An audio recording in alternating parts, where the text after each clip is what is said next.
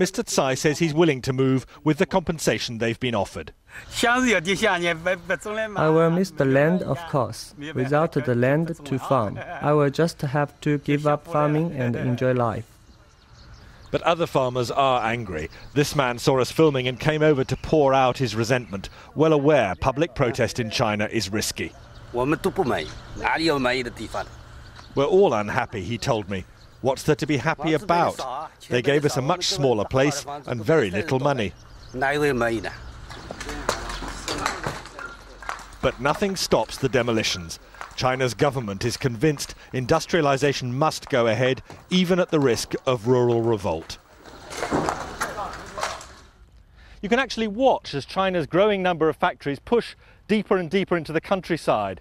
It can feel as if this country is one vast building site being torn down and rebuilt. This is just one of countless farm villages which has been razed to the ground.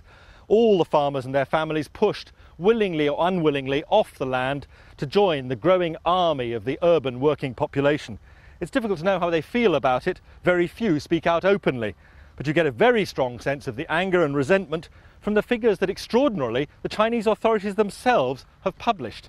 Last year alone, they recorded some 87,000 incidents of protest, unrest, disturbance. That's more than 1,600 a week. So there's no question of the anger and bitterness that's been caused, but there's no question also of the fact that China's rural face has been changed forever. The time has come. Mr. and Mrs. Tsai and their grandson are about to move into their new government-provided home, now almost complete. The 19-year-old is excited by the transformation of China, the future possibilities opening up for him.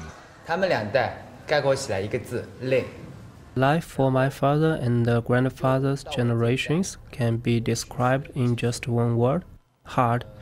My generation are going to study and learn skills, then we can get easier jobs.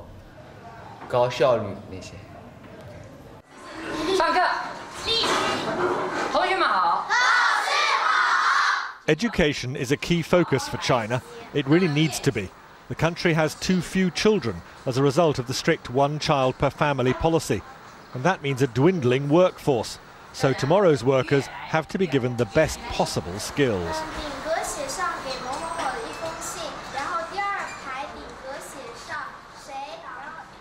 I can't pretend to be able to follow this lesson, but what I have learnt from both China and from India is that education is the key to their future greatness.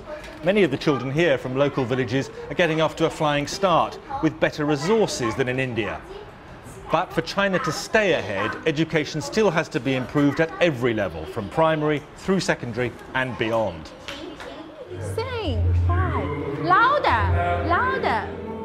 And China is struggling against another handicap: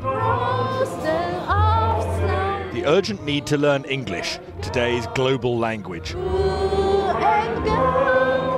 method may seem bizarre, but it's hard not to admire the sense of a whole nation slogging to get to the top of the world.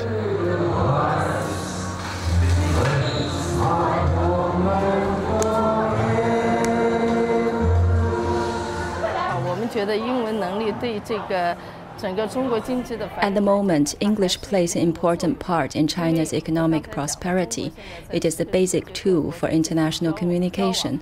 As we improve our English skills, China will be able to interact with the rest of the world even more.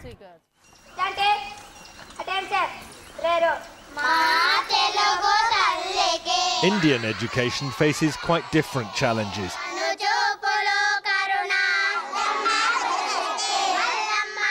The absolute priority in the villages here is fighting poverty.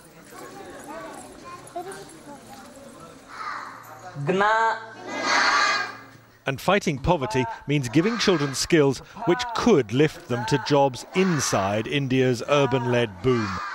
An escape route from very low wages working the land. What would you spend it on? As it is, the headmaster sometimes despairs at the risk of perpetual poverty here. Because uneducated parents, they are not sending their children properly to the school. Absentees, their children absentees, they are At least continuously, nearly 10 to 15 days they are absenting. By that way, will not understand lessons properly. But if they get better educated, will that give them a different chance in life than their parents? I mean, is the future for them better? Definitely, sir. Definitely. Now look at this. Still India, but the contrast could hardly be more extreme. This is the breath-catching campus in Bangalore of Infosys, India's own homegrown software giant, and a major contributor to India's explosive growth. We have a faculty of 180 people who are faculties in computer science. This is possibly the largest computer science faculty anywhere in the world. Mohandas Pai, Infosys director, is showing me a vision of India's future. And the biggest emphasis of all here, no question, it's on teaching. Taking the highest achievers among India's college leavers to even greater heights. They see no limits to the country's future or their own. I want to leave a mark. I'm looking at making a difference somewhere down the line. It's not like everything is already done. So there's so much that's yet to be discovered, that's yet to be tapped. So that way, there's a lot of scope to make a difference. Is this an exciting time to be living in India? Definitely. I think this is the best time. There's never been a better time here.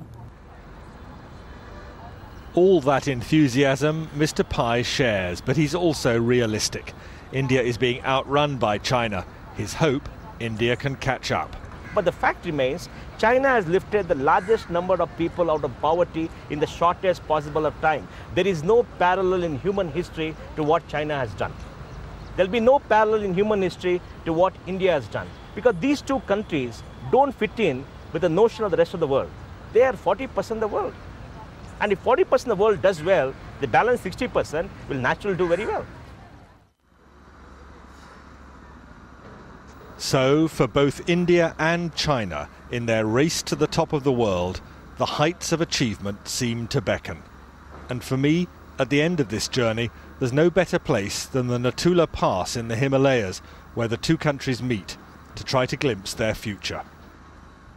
With China and India face to face, we can look into the future, but we can't see it clearly. What we can be certain of is this, that both these great countries are building and building fast. The changes in their economies are going to change the lives of 1 billion people in India, more than 1 billion people in China. But far more profound than that, the world order is going to be transformed. We may see a time when the United States goes into at least partial eclipse. The giants of Asia are on the move and on the rise.